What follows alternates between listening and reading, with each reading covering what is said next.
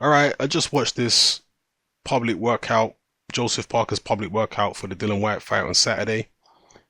Parker really didn't do much. He just moved around the ring a little bit, did some light exercises, a little bit of light shadow boxing, didn't even wrap his hands to do any pads. So, not much to be gleaned from it, really. Joseph Parker's always been in shape. He's always had, decent stamina. He's a very quick heavyweight. I think a lot of people underestimate just how fast Joseph Parker is, particularly when he puts his punches together in combination. There's no heavyweight 6'4" or over with hand speed that even comes remotely close to Joseph Parker's. He is the fastest big man in the heavyweight division by a mile. Right? His hand speed is incredible when he lets his shots go. In the Joshua fight, we never really saw that because it was very cagey and the referee was on their case every time they got close to each other. So he never really got a chance to showcase those fast hands. But for those of you who have seen many Joseph Parker fights, you'll know what I'm saying. When he opens up, there's no heavyweight who's 6'4" or over that has hands anywhere near that quick. It's actually quite awesome to watch when he starts letting his shots go. We didn't really see that in this public workout. He didn't really give much away. Perhaps he's just preserving his energy and, doesn't feel like he needs to prove anything. He's just saving it all for the fight. And that's cool. I actually think that that is the best thing to do when it comes to public workouts sometimes, particularly if you're an experienced fighter. For an inexperienced fighter, I find that sometimes they like to work out a bit more during the public workouts because they want to get used to having people watching them, big crowds watching them and all that kind of stuff. And they want to feel comfortable in that kind of atmosphere, in that kind of environment. So they tend to go out there and, make it an actual training session for the public to get their body used to performing at a high level in front of people. Some inexperienced fighters do that. But the more experienced guys, they've been there, seen it and done it all before. They don't see any benefit at that stage in their career of doing an actual proper workout in front of the public. So they just go through the motions, skip for a second or two, do some light shadow boxing, then sign some autographs and leave. A lot of the more experienced guys are like that. An example of a fighter trying to impress the crowd in their public workout, perhaps unnecessarily, would be Chris Eubank Jr. His public workout for the Arthur Abraham fight was a good example. And even in fact, most of his public workout for the Groves fight, where he was really putting everything into all the combinations and all this kind of stuff on fight week. And on fight week, I don't believe you should be expending energy like that. I know all fighters are different, but I've seen Chris Eubank Jr.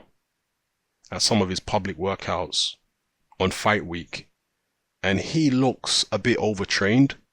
The energy levels that he has don't seem to be where they should be on certain fight weeks, because right up until fight week, even in fight week, he's throwing all these blistering, extremely intense combinations and forcing the punches out and all this kind of thing. It's not good. Fight week, you need to be resting, recuperating, relaxing your mind, relaxing your body. You don't really need to worry about sharpness because you'll be sharp anyway from the adrenaline. And you've been getting sharp in camp for how many weeks? So you don't need to worry about, sharpness. You might want to touch the pads, once or twice a day for just a couple of rounds, maybe 1 or 2 rounds.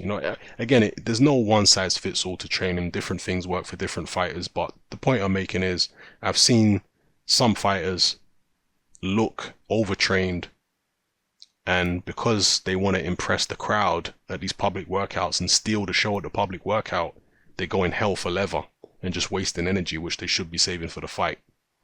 Whereas more experienced guys like Joseph Parker, he ain't trying to do that. And yeah, I think that's sensible. So, can't really read much from it other than Joseph Parker looks relaxed, he looks ready, and I'm definitely looking forward to this fight. I think it's intriguing. I can see how either guy could win. I can see how Parker could win by knockout. I'll actually be surprised if Dillian Whyte wins by knockout. And again, that's not because I don't think Dillian Whyte has got the power to knock Parker out. I just think that Parker being as fast as he is, it won't be easy for Dillian Whyte to finish him off if he does hurt him.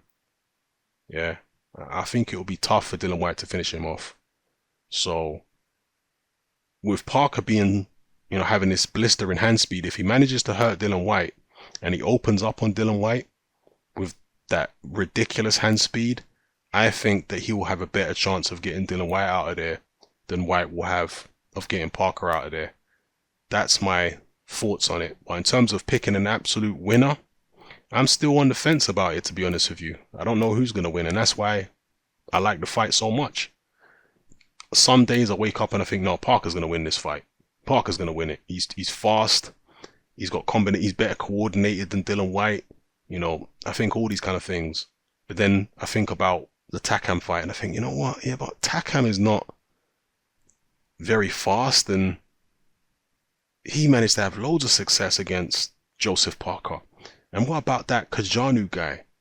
Yeah, he was a very big lump, but Kajanu was really basic and slow, and he certainly didn't beat Parker, but Parker wasn't able to do anything with him at all. He wasn't able to hurt him, he wasn't able to stamp his authority on him, and Kajanu's been knocked out cold before. I remember the fight where he got knocked out cold by that American heavyweight. One punch, he was out of there, and Parker never came close to that. So, if he's not able to get Kajanu out of there, what makes me think he could get Dillian Whyte out of there? So I'm back and forth, because you can make an argument for either man winning.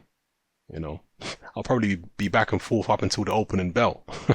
Maybe I'll be back and forth during the fight. Maybe after the first round I'll think, yeah, Parker's gonna win this. Then after the second round I'll think, no, Whyte's gonna win it. So I don't know. We'll see, people.